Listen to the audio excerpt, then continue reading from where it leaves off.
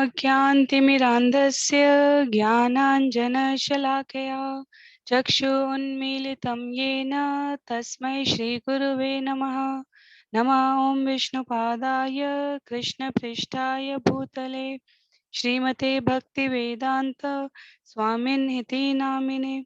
नमस्ते सरस्वते देवे गौरवाणी प्रचारिणे निर्विशेष शून्यवादी पाश्चात्य देश तारिणे। जय श्री कृष्ण चैतन्य प्रभु नित्यानंद श्री अद्वैत गदाधर श्रीवासादि गौर भक्तवृंद। हरे कृष्ण कृष्ण कृष्ण हरे हरे, हरे राम राम राम हरे हरे, हरे कृष्ण कृष्ण कृष्ण हरे हरे, हरे राम राम राम हरे हरे, हरे कृष्ण कृष्ण कृष्ण हरे हरे, हरे राम राम राम हरे हरे। हरे कृष्णा। आप सभी को दंडवत प्रणाम। श्रील प्रभुपाद लीलामृत के इन सत्रों में आप सभी का स्वागत है। श्री सत्स्वरूप दास गोस्वामी जी द्वारा लिखित यह सुंदर पुस्तक श्रील प्रभुपाद लीलामृत के द्वितीय भाग के 45वें प्रकरण को आज हम सभी आरंभ करने जा रहे हैं। श्रील प्रभुपाद 10 वर्ष में 8 से ज्यादा विश्व भ्रमण कर चुके हैं। श्रील प्रभुपाद ने अपने 100 से अधिक केंद्रों की भक्तिमय सेवा की विधि पद्धति, अर्चा विग्रह की उपासना, हरिनाम संकीर्तन का प्रचार, कृष्ण भावनामृत की चेतना शुद्ध रूप में शिष्यों द्वारा, भक्तों द्वारा, आगंतुकों द्वारा प्रचारित और प्रसारित हो रही है कि नहीं, इसके भली भांति क्रियान्वयन के लिए स्वयं को वृद्धावस्था में भी किसी तरुण से कम सक्रिय ना रखा, तो अपने गुरु के वचनों का ध्येयपूर्ण निष्ठापूर्ण तरीके से पालन करते हुए श्रील प्रभुपाद कृष्ण भावनामृत चेतना के प्रचार और प्रसार में लगे रहे। तो प्रकरण 45 जिसका नाम है कृपया पुस्तकों का वितरण कीजिए, श्रील प्रभुपाद के जीवन में उनके शिष्यों को दिए गए उपदेशों, आदेशों, शिक्षाओं का एक बहुत बड़ा अवयव इस अध्याय में समाहित है। तो इस प्रकरण 45 को, जो एक बहुत ही हम कह सकते हैं विस्तृत प्रकरण है, हम प्रयास करेंगे श्री सत्स्वरूप दास गोस्वामी जी के शब्दों में श्रील प्रभुपाद पुस्तक वितरण की आवश्यकता पर क्यों जोर देते थे ये समझने के लिए। तो आरंभ करते हैं प्रकरण 45। जिनके पास पुस्तक है ये निश्चित रूप से इस पुस्तक का प्रयोग करें, अन्य सभी की सुविधा के लिए मैं यहाँ स्क्रीन पर भी दिखाती रहूंगी। तो आरंभ करते हैं प्रकरण 45, कृपया पुस्तकों का वितरण कीजिए। सैन फ्रांसिस्को, जुलाई 5, 1970। श्रील प्रभुपाद सैन फ्रांसिस्को में 1970 ईस्वी की रथ यात्रा में सम्मिलित हो रहे थे। उस दिन ठंडक थी और तेज हवा चल रही थी और करीब 10,000 लोग भगवान जगन्नाथ की शोभा यात्रा में सम्मिलित हुए थे, जो गोल्डन गेट पार्क से निकल रही थी। श्रील प्रभुपाद हजारों सहभागियों के साथ उस शोभा यात्रा के बीच सड़क में नाचे थे। सागर तट के सभा मंडप में उन्होंने बृहद श्रोता मंडली को संबोधित किया था और अपने शिष्यों को हजारों लोगों को निःशुल्क शाकाहारी प्रसाद वितरण करते देखा था। किंतु उन्हें विशेष प्रसन्नता उस समय हुई लगती थी जब एक भक्त लीला पुरुषोत्तम भगवान श्री कृष्ण खंड 1 की आधा दर्जन अग्रिम प्रतियां लेकर वहां पहुंचा। भक्तों और उत्सव में सम्मिलित होने वाले उत्सुक लोगों से घिरे प्रभुपाद ने पुस्तक की एक प्रति हाथ में ले ली और वे राधा कृष्ण के पूरे रंगीन चित्र से अलंकृत उसके आवरण पृष्ठ की सराहना करने लगे। पुस्तक का आकार बड़ा था, करीब 10.5 इंच लंबा और 7.5 इंच चौड़ा। उसके रुपहले आवरण पर सुनहरे चमकते हुए बड़े लाल अक्षरों में अंकित था कृष्ण। ऐसा लगता था मानो प्रभुपाद के श्रद्धालु हाथों में एक दिव्य आश्चर्य विराज रहा हो। प्रभुपाद को दबाते हुए उनके कंधों के ऊपर से झुककर पुस्तक को देखने का लोभ दर्शक नहीं रोक पा रहे थे और वे अपनी प्रशंसोक्तियां नहीं रोक सके जब प्रभुपाद ने मुस्कुराते हुए पुस्तक के पन्ने पलटे। उन्होंने पुस्तक के चित्रणों, मुद्रण, कागज और जल्दसाजी का परीक्षण किया और कहा, बहुत अच्छा। उन्होंने एक पृष्ठ को पढ़ते हुए उस पर ध्यान केंद्रित किया। तब उन्होंने सिर ऊपर उठाया और कहा कि यह बहुमूल्य पुस्तक कृष्ण अभी प्राप्त हुई और प्रत्येक व्यक्ति को इसे पढ़ना चाहिए। उन्होंने पुस्तक की एक प्रति हाथ में ली जबकि शेष प्रतियों का ढेर उनके सामने रखा रहा और वे बोले, जो कोई पुस्तक खरीदना चाहता है वह आगे आए और खरीद ले। लोग पुस्तक मांगने के लिए शोर मचाने लगे और 10-10 डॉलर लिए हाथ आगे बढ़ाने लगे। एक-एक प्रति के लिए लोगों में हो हल्ला मच गया और प्रभुपाद ने देखते-देखते सारी की सारी प्रतियां बेच डाली, अपने लिए एक भी प्रति नहीं रखी। जहां तक भक्तों का संबंध है, रथ यात्रा की सबसे अधिक चमत्कारिक घटना श्रील प्रभुपाद द्वारा कृष्ण पुस्तक की बिक्री थी। समूहों में बैठकर भक्त खरीदी गई प्रतियों का परिशीलन करने लगे और कृष्ण की बाल लीलाओं की चर्चा करते हुए अमेरिका के लोगों पर उनके प्रभाव का अनुमान लगाने लगे। ब्रह्मानंद ने बताया कि किस प्रकार 1967 ईस्वी में प्रभुपाद ने टीचिंग्स ऑफ लॉर्ड चैतन्य भगवान चैतन्य की शिक्षाएं पुस्तक की अग्रिम प्रति 26 सेकेंड एवेन्यू न्यूयॉर्क के अपने कमरे में सत्यव्रत को भेंट में दे दी थी। उस पुस्तक के पहुंचने के ठीक पहले प्रभुपाद अपने कमरे में बैठे सत्यव्रत से वार्तालाप कर रहे थे। सत्यव्रत उनका शिष्य था और अपने गुरु भाइयों से मामूली सी बात पर झगड़ा हो जाने के कारण कुछ समय से उसने आना बंद कर दिया था। जब टीचिंग्स ऑफ लॉर्ड चैतन्य की प्रति पहुंची तो प्रभुपाद ने उसका प्रेम पूर्वक अवलोकन किया और तब उसे सत्यव्रत को उपहार में दे दिया था। ब्रह्मानंद इस तरह श्रील प्रभुपाद को अपनी एकमात्र प्रति सत्यव्रत को देते हुए देखकर भौचक्का रह गया था। ब्रह्मानंद जानता था कि प्रभुपाद ने पुस्तक को लिखने में कितना परिश्रम किया था और उसने उसके प्रकाशन में स्वयं भी सहायता की थी और उन्होंने 1 वर्ष तक उसके मुद्रित होने की कितनी उत्सुकता पूर्वक प्रतीक्षा की थी। ऐसा होते हुए भी उसके पहुंचने के तुरंत बाद प्रभुपाद ने उसे एक ऐसे शिष्य को उपहार में दे दिया था जो स्थायी रूप से उनका शिष्य भी नहीं था। सत्यव्रत ने पुस्तक ले ली, प्रभुपाद को धन्यवाद दिया और फिर ऐसा गया कि दोबारा कभी दिखाई नहीं दिया। यद्यपि श्रील प्रभुपाद चाहते थे कि उनके शिष्यों में भी कृष्ण भावनामृत साहित्य को वितरित करने की उतनी ही उत्सुकता हो जितनी उनमें थी, लेकिन उनमें से कोई नहीं जानता था कि यह कैसे किया जाए। एक पत्रिका का वितरण करना और उसके लिए अल्प अनुदान मांगना एक बात थी, किंतु एक सजिल्द बड़े ग्रंथ की बात ही दूसरी थी। जब अप्रैल 1967 ईस्वी में टीचिंग्स ऑफ लॉर्ड चैतन्य की पूरी खेप जहाज से न्यूयॉर्क पहुंची थी, तो भक्त एक किराए का ट्रक लाए और बंदरगाह से उसे लाद कर 26 सेकेंड एवेन्यू ले गए थे। फिर वहां से उन्होंने पुस्तक की प्रतियां इस्कॉन के केंद्रों Los Angeles, San Francisco, Boston, Montreal तथा अन्य स्थानों को भेजी थी और वे वहां पड़ी हुई थी। कुछ भक्तों ने पत्र पत्रिकाओं में विज्ञापन छपाने और पुस्तक भंडारों में उन्हें भुगतान पर रखने की कोशिश की थी, किंतु उनकी बिक्री नहीं हुई। इन सजिल्द विशाल पुस्तकों की बिक्री कैसे हो, यह एक रहस्य बना रहा जब तक एक महत्वपूर्ण घटना नहीं घटी, वह भी संयोग से।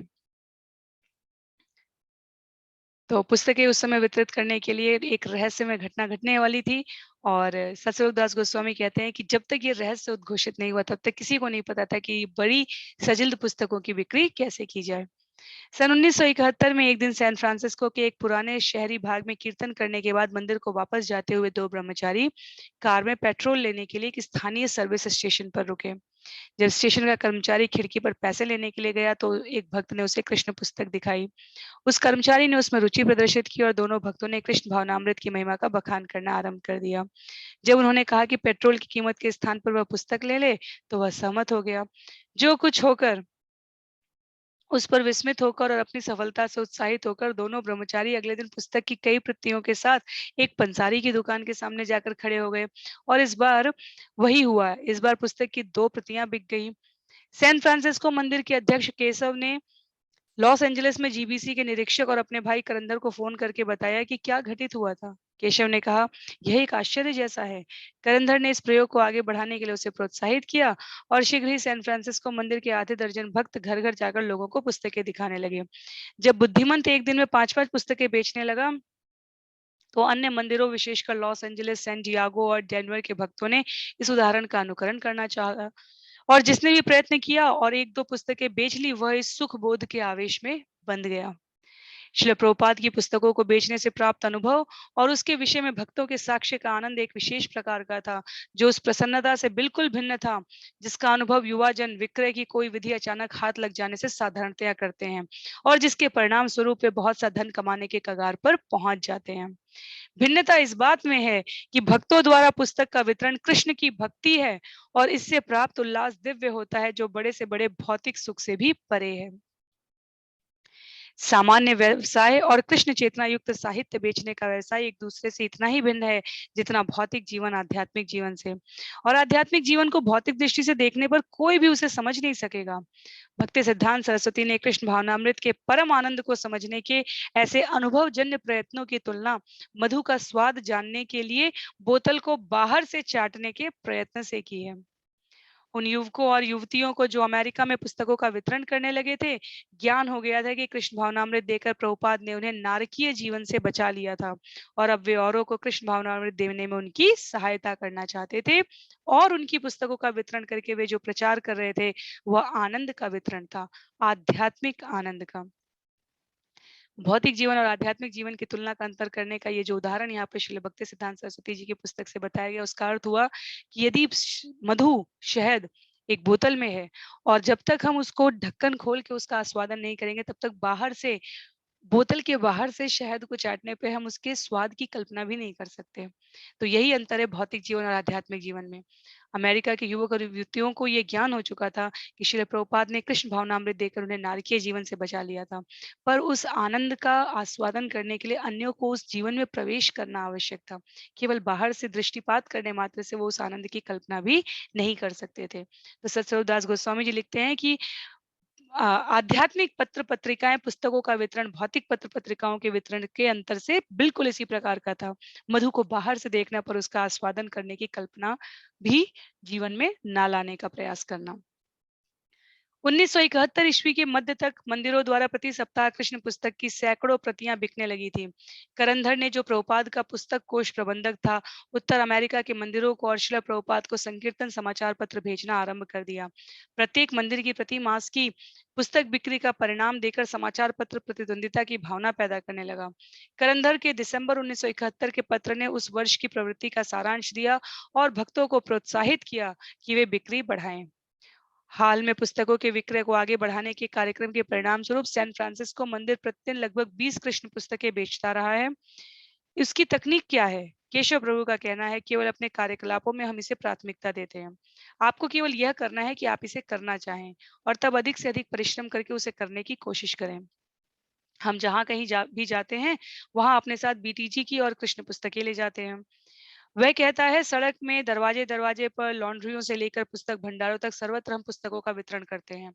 पुस्तकों की बिक्री बढ़ाने की की नई आकर्षक तरकीबें निकालने के लिए हम हर तरह से अपने दिमागों पर जोर डालते रहे हैं। किंतु हमारा अनुभव है कि इससे अधिक सफल और कोई तरीका नहीं है कि कृष्ण की अहेतुकी कृपा स्वरूप इन पुस्तकों को स्वयं हाथ में लेकर दरवाजे दरवाजे जाया जाए। तनिक सोचिए, हम प्रतिदिन कितने घंटे विशेष रूप से श्रील प्रभुपाद के साहित्य वितरण में बिताते हैं, जो उनका सबसे प्रिय विषय है। किंतु उस वर्ष के संकीर्तन की सर्वोत्तम उपलब्धि की स्वीकृति करंधर के पत्र में नहीं, वरन स्वयं प्रभुपाद के उस पत्र में थी जो उन्होंने कृष्ण पुस्तक वितरण के बादशाह केशव को लिखा। मुझे कई समाचार मिलते रहे हैं कि किसी भी प्रकार भी मेरे सैन फ्रांसिस्को के शिष्यों को पुस्तक वितरण में कोई पछाड़ नहीं सकता। कभी कभी वे एक दिन में 70 कृष्ण पुस्तकें तक बेच लेते हैं। यदि यह सच है तो निश्चय ही जब मैं संयुक्त राज्य वापस आऊंगा तो तुम्हारे मंदिर में रुकूंगा। मेरी पुस्तकों की इतनी बड़ी संख्या में बिक्री करके तुम मुझे अनुवाद करने में बड़ा प्रोत्साहन दे रहे हो और तुम सब उस आदेश को पूरा करने में मेरी सहायता कर रहे हो जो गुरु महाराज ने मुझे दिया था। अतः मैं तुम सबका बड़ा आभारी हूँ और मुझे विश्वास है कि यह कार्य करने के लिए कृष्ण तुम्हें लाखों लाखों बार कृपा दान देंगे। आशा करता हूँ कि तुम और सैन फ्रांसिस्को के मेरे सभी प्रिय शिष्य खूब स्वस्थ और प्रसन्न चित्त हों। इस पत्र की प्रतियां सभी इस्कॉन केंद्रों को भेजी गई। प्रभुपाद अपने शिष्यों को सदैव आशीर्वाद देते रहे थे, किंतु किसी को स्मरण नहीं था कि उन्होंने किसी शिष्य के बारे में कभी कहा हो कि कृष्ण उसे लाखों लाखों बार कृपा दान करेंगे। यद्यपि प्रभुपाद का पत्र सामान्यतः किसी एक विशेष भक्त के लिए आदेश होता था, किंतु व्यवहार में प्रायः वह सबके लिए लागू माना जाता था और प्रभुपाद के पत्रों से यह बात स्पष्ट होती थी कि पुस्तक वितरण उनके शिष्यों का सर्वप्रधान कार्य था। मुझे यह जानकर प्रसन्नता है कि तुम लोग मेरी पुस्तकों और पत्रिकाओं की बिक्री बढ़ा रहे हो। यह इस बात का अच्छा लक्षण है कि तुम्हारा प्रचार कार्य भी मजबूती से चल रहा है।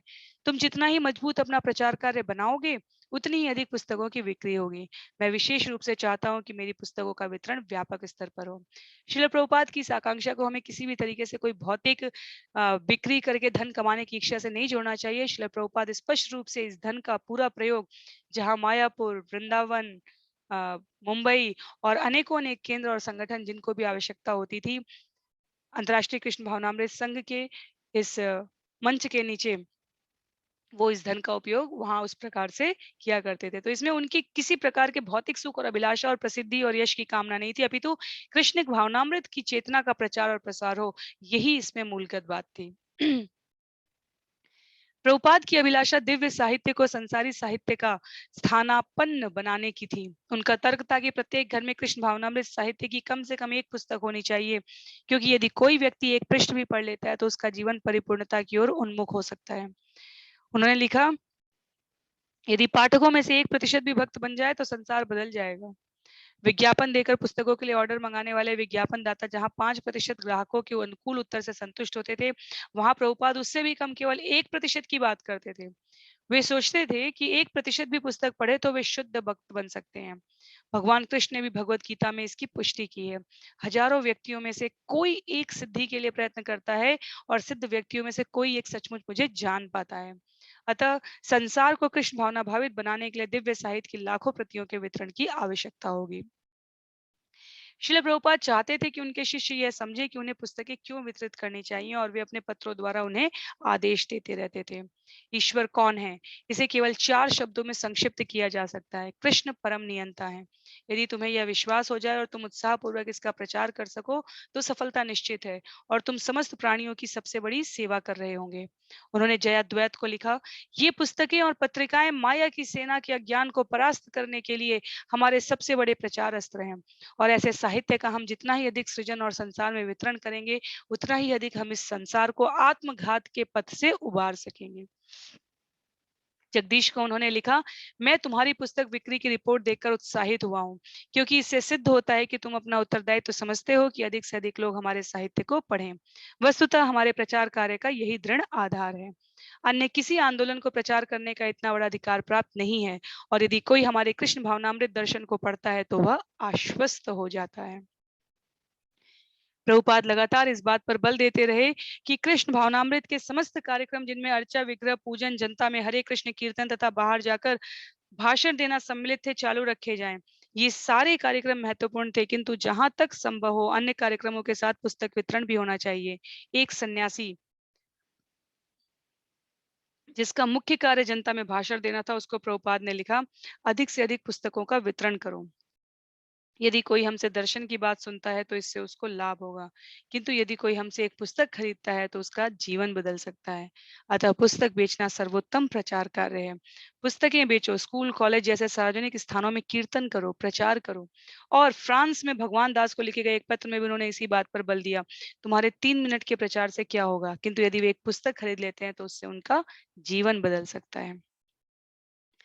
पुस्तक बिक्री में बढ़ोतरी की इस अवधि में प्रभुपाद के एक नव दीक्षित सन्यासी के मन में यह धारणा उत्पन्न हुई कि भक्तों को अध्ययन में और अधिक समय लगाना चाहिए। न्यूयॉर्क मंदिर की यात्रा के दौरान इस नए सन्यासी ने खुले रूप में कहा कि भक्तों को श्रील प्रभुपाद की पुस्तकों के अध्ययन में प्रतिदिन 5 से 8 घंटे लगाने चाहिए। भक्त प्रभुपाद द्वारा निर्धारित एक नई समय सारणी का अनुगमन कर रहे थे, जिसके अनुसार वे सवेरे के कार्यक्रम के बाद दिन भर सड़कों में कीर्तन और पुस्तक वितरण करते थे और शाम को लौटकर भगवद गीता की कक्षा में उपस्थित होते थे। किंतु अब विवाद उत्पन्न हो गया और प्रभुपाद को लॉस एंजलिस जरूरी फोन किया गया। जब प्रभुपाद को अपने सचिव से यह सब मालूम हुआ तो उन्होंने तुरंत लिखा, मेरा उत्तर है कि यह सड़कों का कीर्तन अवश्य चलता रहे। यह हमारा सबसे महत्वपूर्ण कार्यक्रम है। भगवान चैतन्य के आंदोलन का अर्थ संकीर्तन आंदोलन है। आप प्रतिदिन केवल 2 घंटे 16 माला जप के लिए और 2 घंटे सामूहिक पठन के लिए ले सकते हैं, और शेष समय आपको बाहर संकीर्तन में लगाना है। हमें पुस्तकें पढ़ना और पुस्तकों का वितरण दोनों करना है, किंतु पुस्तकों का वितरण मुख्य प्रचार कार्य है। कक्षा में 2 घंटे का पठन पर्याप्त है। अतिरिक्त पठन भी कोई कर सकता है यदि उसके पास समय हो। हर समय पढ़ते रहना आवश्यक नहीं है। भागवत कक्षा के लिए 1 घंटा सवेरे और श्रीमद् भगवद गीता या भक्ति रसामृत सिंधु के लिए 1 घंटा सायंकाल पर्याप्त है। जनवरी 1972। इसमें जाने से पहले हम लोग श्रील प्रभुपाद की समय सारणी को देख सकते हैं। श्रील प्रभुपाद स्पष्ट रूप से कहते हैं कि 2 घंटे समय 16 माला करने के लिए और 2 घंटे निश्चित रूप से पुस्तकें पढ़ने के लिए हमें लगाना चाहिए। यदि हमारे पास अधिक समय है, अवसर है, तो निश्चित रूप से हम और समय प्रयोग कर सकते हैं, पर 2 घंटे हमें पढ़ने के लिए अवश्य लगाना चाहिए। पद्म राधिका सिंगापुर चैनल से ये बहुत विनीत प्रयास है। श्रीमद् भागवतम पर हम 1 घंटे लगा रहे हैं और श्रील प्रभुपाद लीलामृत इस पुस्तक को पढ़कर हम अपनी नींव को कि श्रील प्रभुपाद हमारे गुरु, हमारे मार्गदर्शक कृष्ण कृपा मूर्ति किस प्रकार से हमें मार्गदर्शन देना चाह रहे हैं, उसको हम आत्मसात करने के लिए अभी का समय ये 1 घंटा श्रील प्रभुपाद लीलामृत पर लगा रहे हैं।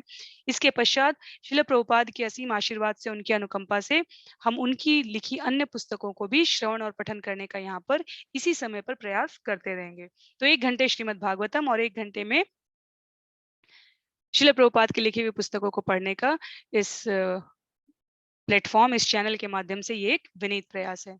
जनवरी 1972 श्रील प्रभुपाद ने जगदीश को लिखा, मेरी पुस्तकों के वितरण की नई विधियों के बारे में तुम्हें हमेशा सोचते रहना चाहिए। और भक्तों ने नई विधियां ढूंढ निकाली। क्रय विक्रय के केंद्र, जन संकुल मार्ग, वाहन खड़े करने के स्थान अब वे पहले से अधिक लोगों से मिल रहे थे। जन संकुल मार्गों और क्रय विक्रय केंद्रों में प्रवेश करने से भक्तों की पहुंच अमेरिकी समाज के हृदय स्थल तक हो गई। अब उनकी भेंट धर्मिष्ठों, पापिष्ठों, धनी, निर्धन, काले, श्वेत सभी तरह के लोगों से होने लगी। पुस्तकों की बिक्री अब भी कठिन बनी रही, किंतु भक्त धैर्य का परिचय देते रहे। वे पुस्तकों के बारी गट्टर धोते रहे और उस साहित्य का वितरण करते रहे जो उनकी समझ में सभी समस्याओं का समाधान करने वाला था। भक्त खरीदारों को भौतिक शक्ति के चलते फिरते शिकारों के रूप में देखते, लोगों को केवल इंद्रिय और मानसिक सुख के निमित्त जीते देखते थे, जिनकी दारुण मृत्यु अवश्यम भावी थी।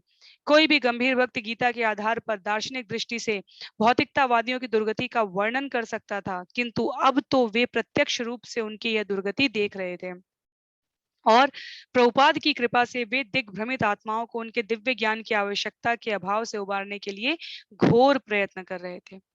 तब नगर नगर घूमकर पुस्तकों के बेचने की विधि की खोज हुई। लॉस एंजलिस के कुछ ब्रह्मचारियों को लगा कि मंदिर में बैठे रहकर वे उस समय को नष्ट कर रहे थे जिसका सदुपयोग पुस्तकों के वितरण में हो सकता था। अतः उन्होंने एक गाड़ी में कृष्ण पुस्तकें लाद ली और ऐसे क्षेत्रों में गए जहां वे 1 सप्ताह रह सकते थे और सादा जीवन बिताते हुए पुस्तकों के वितरण में जितना चाहे समय लगा सकते थे। इस चलते फिरते संकीर्तन से पुस्तकों की बिक्री में एक और महत्वपूर्ण बाढ़ आई, क्योंकि इससे एक ऐसा वातावरण उत्पन्न हुआ जिसमें भक्त अपने कार्य में पूरे तन मन से लग सकते थे। यह नया कार्यक्रम शीघ्रता से इस्कॉन की दुनिया में फैल गया और श्रील प्रभुपाद को यह पसंद आया। इंग्लैंड में यात्रा दल के विषय में आश्चर्यजनक समाचार से मुझे बड़ी प्रसन्नता हुई। मैं समझता हूँ कि वहां के लोगों का कृष्ण भावनामृत आंदोलन की ओर रुचि उत्तरोत्तर बढ़ रही है। वे आप लोगों को अपने घरों में ठहरने के लिए आमंत्रित कर रहे हैं, पुस्तकें खरीद रहे हैं, कोई कोई कभी कभी भक्त बन रहे हैं। मेरे लिए यह सब कुछ बहुत उत्साहपूर्ण लक्षण है। इसी तरह हर गांव और नगर में रुकते हुए आगे बढ़ते रहो। इंग्लैंड में, स्कॉटलैंड में, आयरलैंड में या ऐसा अन्य कोई स्थान हो तो वहां भी केवल कुछ समय के लिए रुको, पुस्तकें वितरित करो और संकीर्तन जुलूस निकालो, उनके प्रश्नों के उत्तर दो, कुछ पर्चे या सूचना पत्र निशुल्क बांटो, जहां संभव हो प्रसाद या इस तरह की कोई छोटी चीज वितरित करो और यदि वास्तविक रुचि दिखाई दे तो नगर के लोगों से किसी स्कूल में, किसी के घर में या किसी हाल में व्याख्यान की व्यवस्था करने की प्रार्थना करो। इस तरह मंजिल या सुविधा की चिंता किए बिना ही अपनी योजना की सफलता के लिए कृष्ण की कृपा पर निर्भर रहो। बस उनके संदेश का प्रचार और उनकी पुस्तकों की बिक्री करते हुए जहां कहीं लोगों में रुचि दिखाई दे उनके बीच बढ़ते रहो। हमें वहां समय नष्ट नहीं करना है जहां रुचि ना हो या जहां के लोग अमैत्रीपूर्ण हो। प्रचार के लिए जाने के लिए अन्य बहुत सारे स्थान हैं। श्रील प्रभुपाद कहने लगे थे कि नए केंद्रों की स्थापना अब उतनी महत्वपूर्ण नहीं रह गई थी, क्योंकि यात्रा दल सारे देशों में घूम रहे थे। जब उन्हें ज्ञात हुआ कि वैंकूवर मंदिर के अध्यक्ष ने यात्रा के लिए एक बस की व्यवस्था कर ली है तो उन्होंने लिखा, मैं समझता हूं कि माया के विरुद्ध युद्ध करने के लिए हमारा आंदोलन एक छापामार सैनिक दल बनता जा रहा है। बस द्वारा इस तरह की यात्रा करना माया को खदेड़ कर संसार भर में कृष्ण भावनामृत की स्थापना का सर्वोत्तम उपाय है। प्रभुपाद को यह सुनकर प्रसन्नता हुई कि मंदिरों के अध्यक्ष और क्षेत्रीय नेता भी संकीर्तन यात्रा दलों के साथ प्रचार को जाने लगे थे। उन्होंने कहा कि सेनापति विषयक वैदिक धारणा यह है कि वह सबसे आगे की पंक्ति में लड़े, सुरक्षित होकर पीछे न बैठा रहे।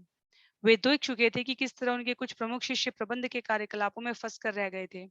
इसलिए उन्होंने उन सबको परामर्श दिया कि वे यात्रा करें, प्रचार करें और जहां कहीं भी जाएं पुस्तकों का वितरण करें। वास्तव में यह इस्कॉन संस्था इसलिए विद्यमान है क्योंकि मैं निरंतर यात्रा करता रहा हूँ। इस वृद्धावस्था में भी मैं एक स्थान पर बैठा नहीं रहा हूँ। अतः आप लोग मेरे उदाहरण का अनुगमन करें और समस्त संसार में व्यापक प्रचार करें। यही चैतन्य महाप्रभु का प्रतिरूप है। जब कैलिफोर्निया के एक भक्त ने अपने विवाहित जीवन का परित्याग करके संकीर्तन यात्रा पर निकलने के लिए श्रील प्रभुपाद की अनुमति के लिए लिखा तो उन्होंने उत्तर दिया कि पारिवारिक जीवन का परित्याग करना जरूरी नहीं था। भगवान चैतन्य ने शिक्षा दी थी कि जब तक कोई पूरी तरह कृष्ण की सेवा करता है तब तक इससे कोई अंतर नहीं पड़ता कि वह सन्यासी है अथवा गृहस्थ। एक परिवार वाला व्यक्ति भी कभी कभी यात्रा कर सकता था और पुस्तकें वितरित कर सकता था, चाहे वह अकेला हो अथवा अपनी पत्नी के साथ। 1972 के अंत के निकट भक्ति वेदांत बुक ट्रस्ट के समाचार पत्रक में, जो अब करंधर के सहायक रामेश्वर द्वारा संकलित किया जाता था, पुस्तक वितरण में लगातार वृद्धि के परिणाम छपे। 25 से अधिक संकीर्तन यात्रा दलों के देश भर में भ्रमण से जो लाखों बद्ध आत्माओं के जीवन को प्रभावित कर रहा है, पुस्तकों के वितरण में आशातीत सफलता हो रही है। मध्य सितंबर से अब तक हमने लीला पुरुषोत्तम भगवान श्री कृष्ण 3 भागों में की 15,000 से अधिक प्रतियां भेजी हैं और बेची हैं, और अगस्त के मध्य से अब तक हमने भगवत गीता की बिना जिल्द 9,000 और सजिल्द 950 प्रतियां बेची हैं। मैकमिलन ने भी गीता की 20,000 प्रतियों में से जो उसने हमसे व्यावसायिक स्तर पर ली थी, सबकी सब बेच डाली है और क्रिसमस की भारी मांग को देखते हुए वह उसका पुनर्मुद्रण कर रहा है। पुस्तक वितरण में दूसरी उछाल 1972 के अंत में आई। पिछले वर्ष भक्तों ने क्रिसमस दिवस का लाभ उठाकर द्वार द्वार जाकर कृष्ण पुस्तक बेची थी, लेकिन किसी ने भी ध्यान नहीं दिया था कि क्रिसमस का पर्व वास्तव में कितना महत्वपूर्ण हो सकता है। रामेश्वर स्मरण करते हैं, यह 22 दिसंबर 1972 की बात है कि संयोग से हमें लॉस एंजलिस में क्रिसमस की भीड़ का पता चला। निसंदेह हमने देखा कि भंडारों में लोग अधिकाधिक संख्या में जा रहे हैं और ये भंडार कभी कभी आधी रात तक खुले रहते हैं। मैं बर्बैंक जोड़ी भंडार के सामने खड़ा था। लॉस एंजलिस में पुरस्कारों के लिए हमारे बीच विकट स्पर्धा चल रही थी और वह चरम उत्कर्ष को पहुंच रही थी। अतः दिन भर पागल की तरह वितरण करने पर मैंने लगभग $350 इकट्ठे किए थे और 650 पत्रिकाएं बेची थी। रात्रि के लगभग 10 बज रहे थे। मुझे दृढ़ विश्वास था कि यह इस्कॉन का नया विश्व रिकॉर्ड था और उस दिन मुझे पछाड़ने वाला संभवतः कोई न था। यद्यपि भंडार 12 बजे तक खुला था, किंतु बिक्री मंद पड़ने लगी और मैंने सोचा कि मुझे घर लौट जाना चाहिए। निसंदेह अन्य सभी लोग जा चुके थे। 8 बजे के बाद कोई कभी नहीं रुका। वे सभी मेरी प्रतीक्षा कर रहे होंगे। मुझे उनसे प्रतीक्षा नहीं करानी चाहिए। इस तरह मेरा मन मुझे वापस जाने के लिए तत्पर कर रहा था। 11 बजे तक भंडार पूरी तरह सूना हो गया था। मैं कार में बैठा और वापस जाने लगा। मार्ग में मुझे सनसेट और वेस्टर्न पर दूसरी जोड़ी मिली जिसका नाम हॉलीवुड जोड़ी था। मैं दुविधा में पड़ गया कि रुकूं या नहीं, क्योंकि उस भंडार में बड़ी भीड़ थी और वह 12 बजे रात तक खुला रहने वाला था। किंतु मैंने निश्चय किया, नहीं, मुझे वापस जाना है, क्योंकि अन्य भक्त मेरी प्रतीक्षा में होंगे कि मैंने कितनी पुस्तकें बेची है। इसलिए मैं आगे बढ़ता गया। आखिर मैं मंदिर 12 बजने में 10 मिनट शेष रहने पर पहुंचा और सीधे संकीर्तन कक्ष में चला गया। किंतु वहां केवल मधुकंठ सचिव बैठा था। मैंने कहा, अरे क्या सब लोग सो गए? उसने कहा, नहीं नहीं, अभी तक कोई वापस नहीं आया है। तो क्या वापस आने वालों में मैं सबसे पहला था? यह थी क्रिसमस के पहले दिन की भीड़ की शोध। यह नितांत आयोजित थी। किसी ने किसी को इतनी देर तक बाहर रुकने का आदेश नहीं दिया था। हमने ऐसा स्वेच्छा से किया था। अंत में रात के करीब 1:30 बजे सभी भक्त वापस आ गए थे और हम घेरे में बैठे संकीर्तन मानचित्र का अवलोकन कर रहे थे। उस रात हम सो नहीं सके क्योंकि हम सभी बाहर जाने को बहुत आकुल थे। हम सोच रहे थे, हमें इतने सारे बद्धजीव कहाँ मिलेंगे जिन्हें हम पुस्तकें बांटेंगे। हमारा शोरगुल और अट्टहास मदोन्मत्त समूह जैसा था। उससे अपने कार्यालय में साथ वाले कमरे में सोया करंधर जाग उठा। वह लड़खड़ाता आंखें मलता हमारे कमरे में आया, किंतु जब उसने हम लोगों को और वहां जो कुछ हो रहा था उसे देखा तो वह ठहाका मार के हंसने लगा और हम सबको सोने के लिए भेजते हुए बोला, कल के लिए तैयार हो जाओ। इस तरह हमने 22, 23, 24 दिसंबर की 3 दिन की स्पर्धा दौड़ी। इसके पूर्व हमारे आंदोलन के इतिहास में किसी ने भी इतनी पुस्तकें विस्तृत नहीं की थी। जिस दिन 25 से 40 तक पुस्तकें बिक्री हो जाती थी वह बहुत ही शुभ दिन माना जाता था, किंतु हम लोग इन 3 दिनों में प्रतिदिन 5 से 6,000 पुस्तकें बेच रहे थे। एक मंदिर ने मात्र इन 3 दिनों में लगभग 18,000 पुस्तकें वितरित की थी।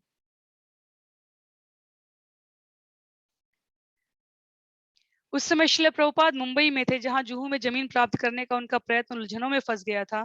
जमीन का मालिक अब जायदाद बेचने से मुकर रहा था और भक्तों को वहां से निकालने की कोशिश में था।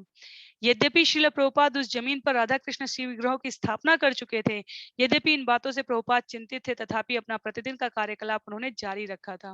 वे प्रातः भ्रमण के लिए जाते थे, द नेक्टर ऑफ डिवोशन भक्ति रसामृत सिंधु से संध्या समय व्याख्यान देते थे, संसार के अपने विभिन्न केंद्रों से पत्र व्यवहार करते थे, यहाँ तक कि जनवरी में बंबई में एक पंडाल कार्यक्रम करने की योजना बना रहे थे। जब प्रभुपाद को संयुक्त राज्य में लॉस एंजलिस और अन्य स्थानों से पुस्तक वितरण के संबंध में समाचार मिला, तो वे बहुत प्रसन्न और विस्मित हुए। यद्यपि वे संसार भर के कई मामलों में उलझे थे, फिर भी वे उन सबको अलग रखकर अमेरिकी पुस्तक वितरण की जोरदार सफलता की खुशी में डूब गए। उन्होंने तुरंत अपने निजी सचिव को बुलाया और पत्र लिखवाए। प्रिय रामेश्वर, तुम्हारा 27 दिसंबर 1972 का पत्र मिला और 22 से 24 दिसंबर 1972 के इन 3 दिनों में बिकी पुस्तकों की संख्या जानकर मुझे बड़ी प्रसन्नता हुई। इस पर कठिनाई से विश्वास होता है कि एक मंदिर के द्वारा 3 दिनों में 17,000 से अधिक पुस्तकें बेची जा सकी हैं। इससे मुझे ऐसा लगता है कि आपके देश के लोग कृष्ण भावनामृत आंदोलन के प्रति कुछ कुछ गंभीर बनते जा रहे हैं, अन्यथा वे हमारी पुस्तकें क्यों खरीदते? किंतु वे यह देख सकते हैं कि हमारे बालक और बालिकाएं जो भक्त हैं, कृष्ण भावनामृत संदेश को वितरित करने में कितने कर्तव्यनिष्ठ तथा गंभीर हैं। वे इन्हें देखकर तुरंत प्रभावित होते हैं और इसलिए पुस्तकें खरीदते हैं। संसार में यह अनुपम है। अतः मैं लॉस एंजलिस और संसार भर के अपने समस्त बालकों और बालिकाओं से अत्यंत प्रसन्न हूँ, जो हमारे दिव्य साहित्य के इस अद्वितीय गुण को समझते और उसकी प्रशंसा करते हैं और समस्त परिस्थितियों और कठिनाइयों के बावजूद स्वेच्छा से पुस्तक वितरण के लिए बाहर जाते हैं। केवल इसी एक प्रयत्न के बल पर उनका अपने घर परम धाम जाना सुनिश्चित है। उसी दिन प्रभुपाद ने करंधर को एक पत्र लिखाया। मैं कभी सोच भी नहीं सकता था कि हमारा इतना सारा साहित्य बांट पाना संभव हो सकेगा। अतः मैं समझता हूँ कि यह केवल कृष्ण की कृपा है, जो उनके नाम पर तुम लोगों द्वारा निष्ठापूर्वक किए गए कार्य के कारण प्राप्त हुई है। वस्तुतः यही मेरी सफलता का रहस्य है, इसलिए नहीं कि स्वयं मैंने कोई आश्चर्यजनक कार्य किया है, वरन इसलिए कि जो मेरी सहायता कर रहे हैं वे सत्यनिष्ठ हैं। उन्होंने अपना कार्य किया है। यही सारे संसार में जहां अन्य लोग असफल हो रहे हैं, हमारी सफलता का कारण है। धूर्तता और झांसा पट्टी के इस युग में थोड़ी भी कर्तव्य निष्ठा बहुत कठिन चीज है, किंतु मेरा सौभाग्य है कि कृष्ण ने तुम जैसे अच्छे बालकों और बालिकाओं को मेरे लिए भेज दिया है, जो निष्ठापूर्वक कार्य कर रहे हैं। कृपया उन सबको मेरी आंतरिक सराहना पहुंचाना। क्रिसमस में पुस्तक वितरण में हुई सफलता को स्वीकार करते हुए और भक्तों को आश्वस्त करते हुए कि वे परम धाम जाएंगे, प्रभुपाद ने जो पत्र लिखे, उससे नए वर्ष में पुस्तक वितरण आंदोलन को अत्यंत गति प्राप्त हो गई।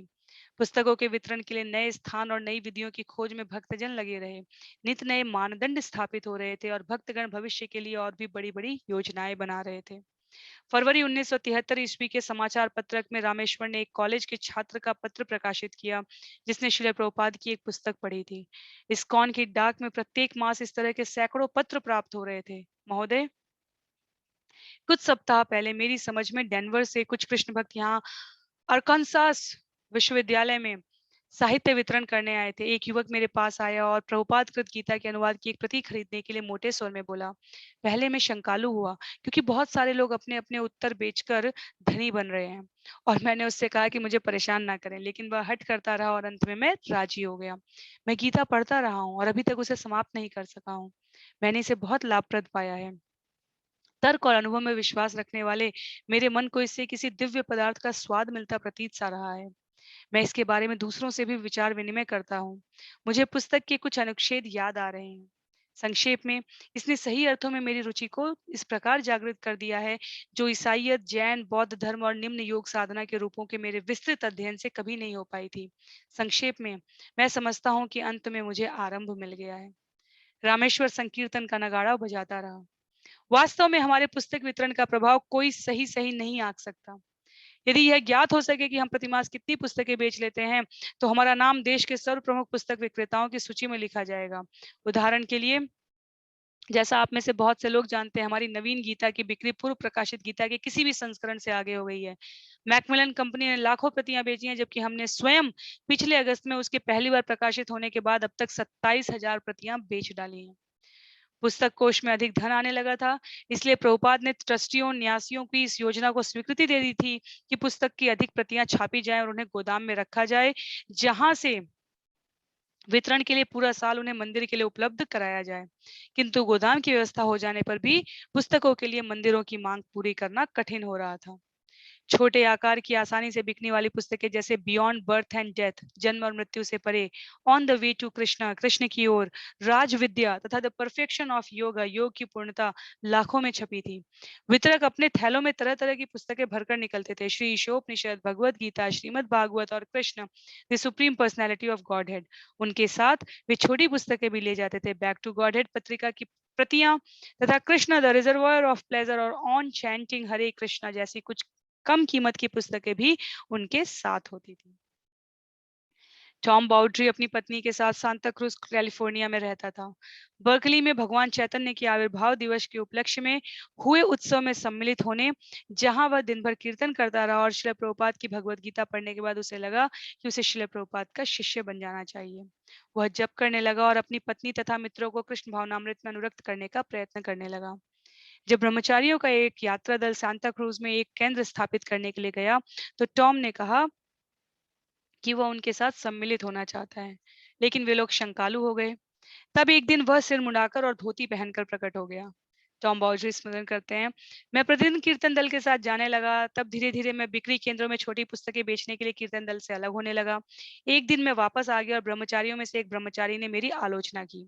उसने पूछा कि मैंने बड़ी पुस्तकें कितनी बेची हैं। मैंने कहा मैंने एक भी नहीं बेची है।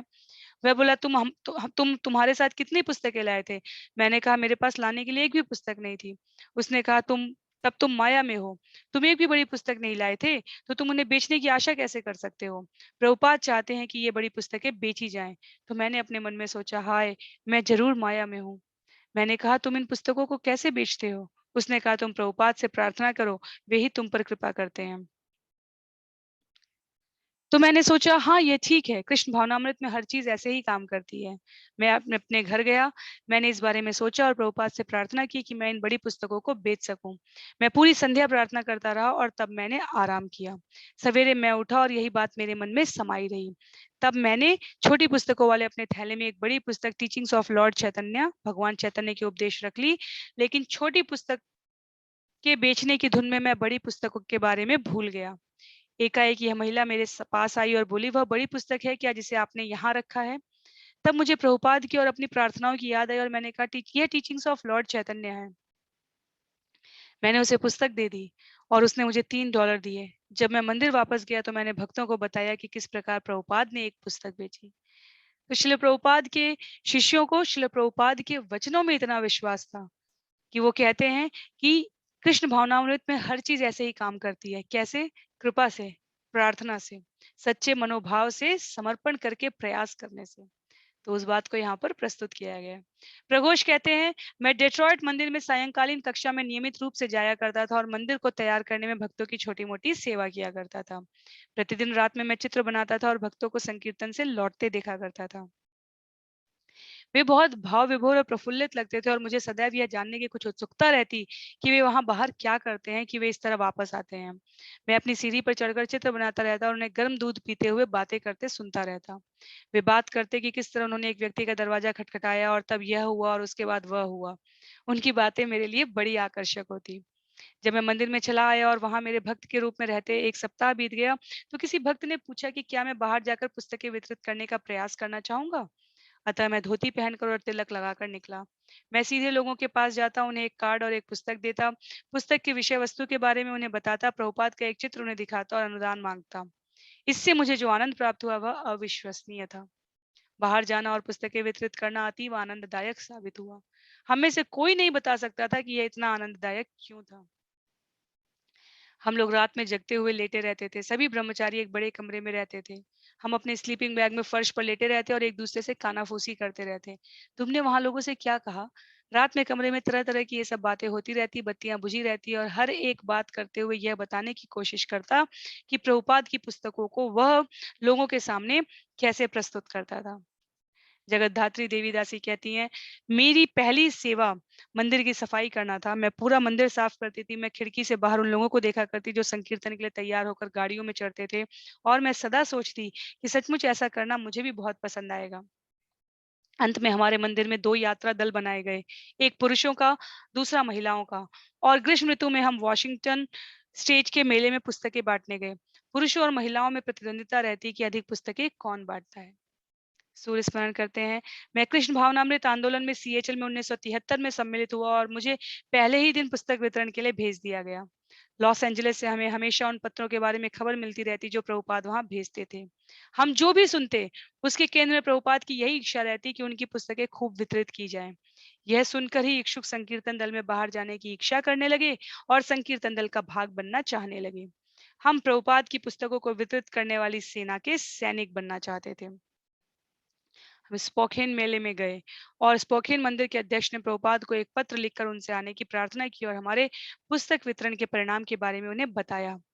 तब प्रभुपाद से हमें उत्तर मिला कि वे नहीं आ सकते, किंतु भक्तों को मेले में जाकर उनकी ओर से प्रचार करना चाहिए। उन्होंने कहा, मेरे इस महान लक्ष्य को पूरा करो ताकि संयुक्त राज्य के प्रत्येक पुरुष और स्त्री के पास हमारी एक पुस्तक हो। हम इसी की प्रतीक्षा कर रहे थे कि श्रील प्रभुपाद हमें आदेश दें कि वे किस बात से प्रसन्न होते हैं। हमारा पुस्तक वितरण बराबर बढ़ता गया और हमने सोचा कि इतना आनंद पहले कभी नहीं आया था। यह कठोर जीवन जैसा नहीं था। कुछ भक्त सोच रहे थे संकीर्तन के लिए बाहर जाना बहुत कठिन काम है। हम सोच रहे थे तुम लोग बिल्कुल जड़ हो। संकीर्तन के लिए जाना और पुस्तकें बेचना बड़ा ही आनंददायक कार्य है। यह इंद्रिय तृप्ति के लिए आनंददायक नहीं था, वरन आत्मा के लिए था, क्योंकि यह हमारे गुरु महाराज और कृष्ण से जुड़ा हुआ था। मैं इसको इसी कारण पसंद करता था और जब मैं पहली बार प्रघोष से मिला तो मुझे मालूम हो गया कि वह सचमुच समर्पित था। वह प्रभुपाद का सच्चा प्रेमी था, क्योंकि पुस्तकों के वितरण द्वारा वह प्रभुपाद को प्रसन्न करने के लिए समर्पित था। प्रघोष स्मरण करते हैं, हम सेंटा बारबरा कैलिफोर्निया में पुस्तक वितरण कर रहे थे। उस क्षेत्र में पहले भी कई बार कार्य हो चुका था और वहां के लोग सचमुच घमंडी थे। मैं कुछ कर्मचारियों के साथ वहां गया और एक पूरे दिन में 7 घंटों के प्रयत्न के बाद केवल एक पुस्तक बेच पाया। भक्त के रूप में मेरे साथ ऐसा पहले कभी नहीं हुआ था। मैं बराबर लगा रहा और रुका नहीं, किंतु एक समय ऐसा आया कि मैं और आगे सहन नहीं कर सका। मैंने एक पुस्तक एक व्यक्ति को देने की कोशिश की और उसने बड़े घिनौने ढंग से मुझे उत्तर दिया। मैं कितनी सद्भावना से यह कार्य कर रहा था, लेकिन जब उसने ऐसा किया तो मुझ पर जैसे वज्रपात हो गया। मन में आया कि उस भले मानस की नाक पर एक घूसा जड़ दूं। मुझ में भावना की बाढ़ आ गई और मेरे आंसू बहने लगे। सड़क के किनारे पड़े एक पुराने टेलीफोन के खंबे पर मैं बैठ गया और फूट फूट कर रोने लगा। तब यह भक्त मेरे पास आया और मुझे इस तरह बैठे पाया मानो मैंने संसार में अपना सबसे प्रिय मित्र खो दिया हो। उसने कहा, प्रभु मामला क्या है? मैंने कहा, मैं नहीं जानता कि मामला क्या है, बस मैं पुस्तक वितरण नहीं कर सकता। कोई भी व्यक्ति पुस्तक लेने को तैयार नहीं है। मैं यहाँ 7 घंटे से बैठा हूँ। क्या तुम जानते हो कि मैंने कितनी पुस्तकें बेची हैं? केवल एक पुस्तक। तब वह बैठ गया, मुझे उपदेश दिया और मुझे फिर से स्वस्थ चित्त बनाया। अगले दिन मैंने पहले से अच्छा करने की कोशिश की। मैं पुस्तकों का थैला लेकर गया और पूरी दोपहर तक एक के बाद दूसरे व्यक्ति के पीछे भागता रहा। तब मैंने एक लड़की को एक पुस्तक दिखाई और उसने कहा कि वह पैसे में भुगतान नहीं कर सकती, किंतु वह प्रसन्नतापूर्वक उसका बदला देगी। मैं युवा था और भोला भाला था और 1 मिनट तक मेरी समझ में नहीं आया कि वह किस बदले की बात कर रही है। अंत में जब मुझे समझ आई तो मैं बोल पड़ा, हरे कृष्णा, और मैंने उससे पुस्तक वापस ले ली, सिर से विग उतार ली और दौड़ता हुआ दूसरे पार्किंग अड्डे पर जा पहुंचा। दिन भर मैं एक के बाद दूसरे आदमी के पास भागता रहा और सच्चे मन से कृष्ण से प्रार्थना करता रहा। दिन समाप्त होते होते बहुत सारी पुस्तकें बिक गई। लवंग लतिका देवीदासी स्मरण करती हैं, जब मैं पहले पहल लॉस एंजलिस आई थी तो श्रीमती ने मुझे बताया कि श्रील प्रभुपाद ने कहा था कि पूरा समय मंदिर में बिताना माया है। प्रभुपाद चाहते थे कि हम घर घर जाकर बीटीजी पत्रिकाएं वितरित करें। मैंने अन्य भक्तों से सीखा कि पुस्तकें कैसे बांटी जाती हैं। बहुत से ऐसे अनुभवी भक्त थे जो ये जानते थे, इसलिए मैंने उन्हीं का अनुसरण किया। वे जो करते और कहते थे वही मैं भी करती और कहती थी। इस तरह यह बहुत आसान हो गया। जब कोई व्यक्ति पुस्तक लेता था और अनुदान देता था तो मैं उसे भगवान चैतन्य का ही कार्य समझती थी। मैं समझ रही थी कि हर काम कृष्ण की आंतरिक शक्ति के अधीन हो रहा था। इस प्रकार सारे भक्त अपने अपने स्तर पर प्रयासशील थे इस बात को सुनिश्चित करने के लिए कि श्रील प्रभुपाद को जो प्रिय है वो किया जा सके।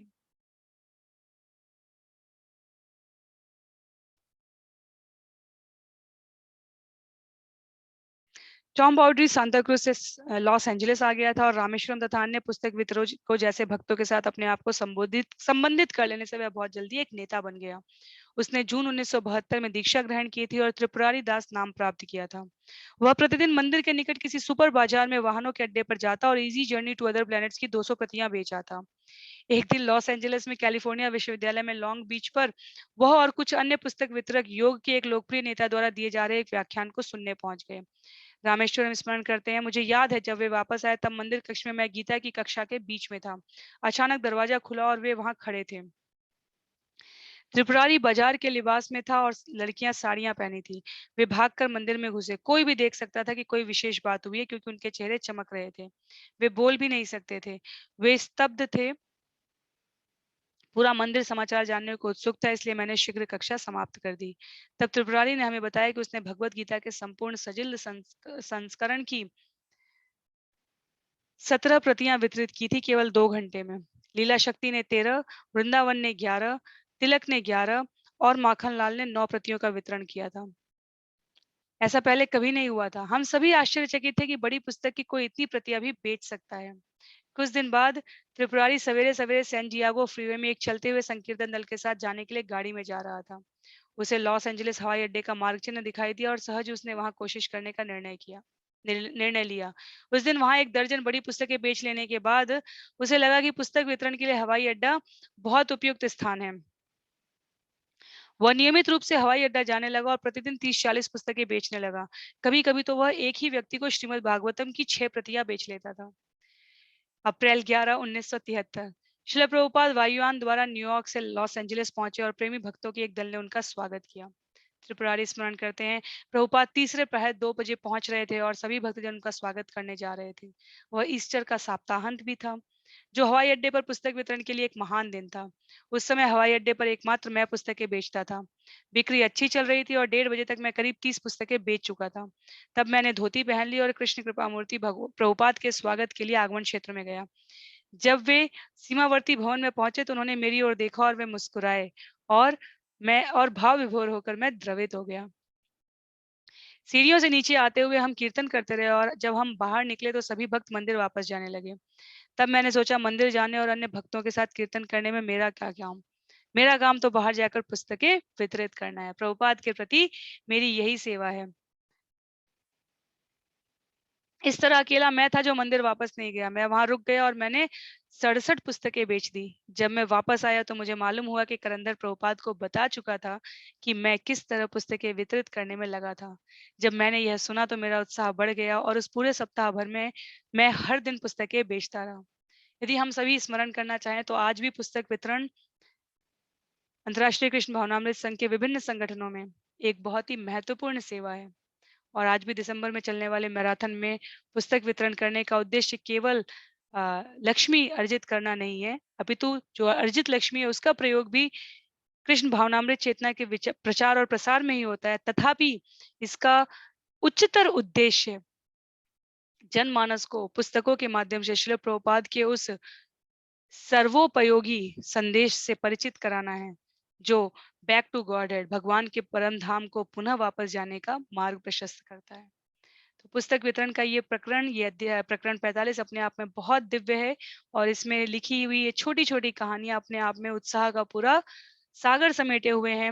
किस प्रकार श्रील प्रभुपाद की पुस्तकों में छोटी पुस्तक से लेकर मध्यम आकार की पुस्तक से लेकर बड़े आकार की पुस्तकों में जीवन जीने के लिए सभी आवश्यक सूत्र, जीवन के बाद के जीवन के बारे में सभी रहस्य और परम बुद्धिमान चेतना को भगवान से शाश्वत एकाकार करने की, भाव विनिमय करने के स्तर तक पहुंचने की योजना का इतना विस्तृत उल्लेख है। तो इस प्रकार से ये सुंदर सत्र मेरी कृपया मेरी पुस्तकें वितरित कीजिए का प्रथम भाग हम यहीं पे समाप्त करेंगे। अगले सत्र में इस पुस्तक के वितरण के दूसरे भाग को हम श्रवण और पठन करने के लिए स्वयं को प्रस्तुत रखेंगे। तो आज के लिए सत्र को यहीं पर समाप्त करते हैं। श्रील प्रभुपाद की जय, श्रील गुरुदेव की जय, अनंत कोटि वैष्णव वृंद की जय। हरे कृष्णा।